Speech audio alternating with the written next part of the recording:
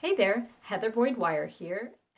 Today I had a special request from Louise in the Wire Makers Club because she had lost one of these earrings she bought in Africa.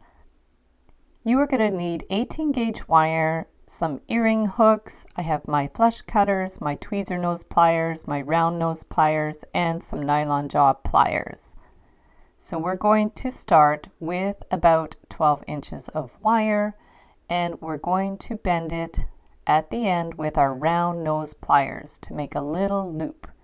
And then we're going to get our flat pliers and just give it a little bit of tug to close that loop. And we're going to hold it firmly with the flat pliers and just turn that wire around the initial loop. Now we're going to keep this as a tight spiral and just slowly go around and around, keeping the wires nice and snugly together. I have other tutorials on how to make more open spirals with a cone.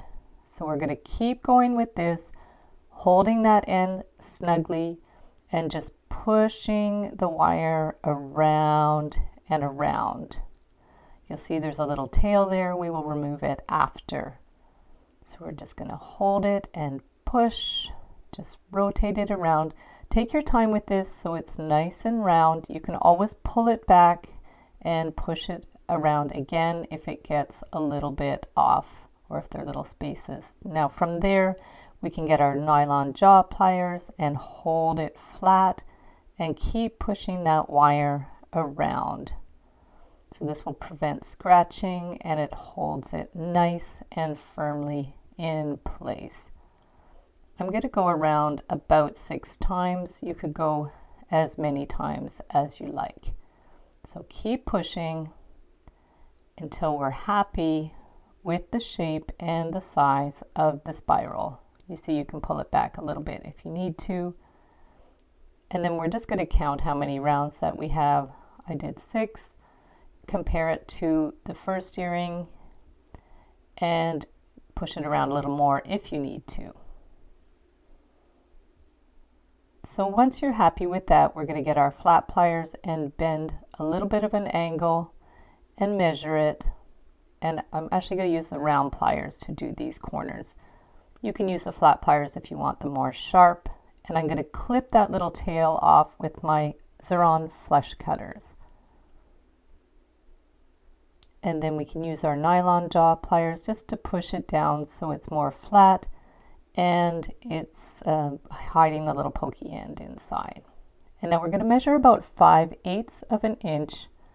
Take our round nose pliers and bend it on an angle.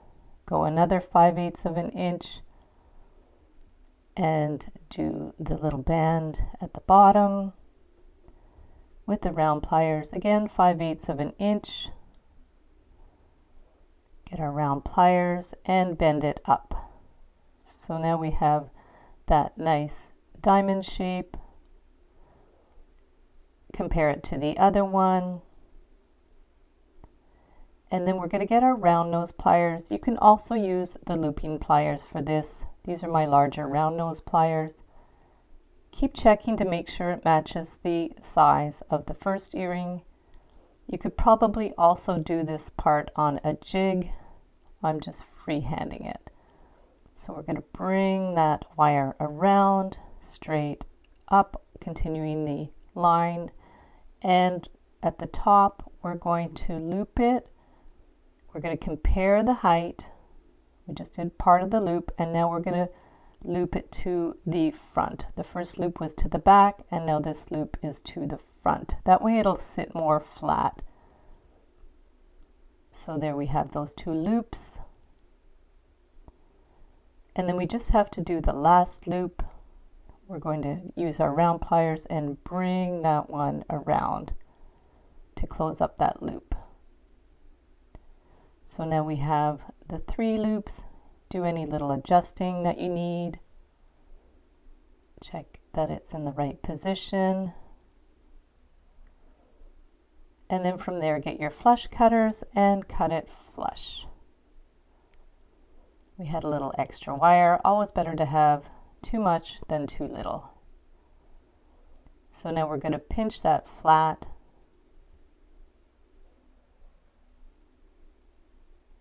And then we'll get our nylon jaw pliers just to push it down. You can hammer this lightly, but careful with the overlapping wires. So I just made this earring hook. I could link up some tutorials for earring hooks. Open it up and just slide on the earring. Close it up. And there we have our beautiful spiral earrings inspired by Louise. So thanks so much for watching the video. Give it a big thumbs up if you liked it. Be sure to subscribe to my channel for lots more wire art and jewelry making videos. And if you'd like to share photos of your wire art and jewelry, be sure to join the Wire Makers Club on Facebook. And if you'd like to check out my work on Etsy, my husband and I specialize in custom wedding cake toppers and funky jewelry. I also have a mailing list, so if you'd like to sign up below, I'll send you my Wire Art Essentials ebook. So thanks again for watching, and we'll see you the next time.